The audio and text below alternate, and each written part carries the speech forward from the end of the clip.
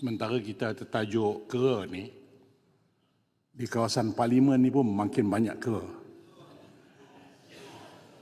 Di luar di sana ni, di luar, dia dah masuk ke dalam kawasan kita.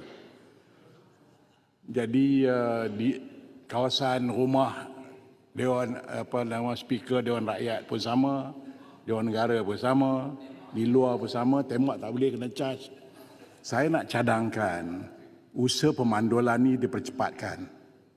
Kita mandulkan kera-kera ni sama ada vaksin, makanan ataupun injection, whatever it is, supaya ianya lebih human lah daripada kita membunuh. Sebab kita tangkap di kawasan A, dia lepas kawasan B.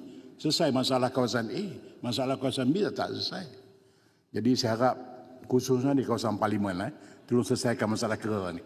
Di luar, dalam tak apa, di luar.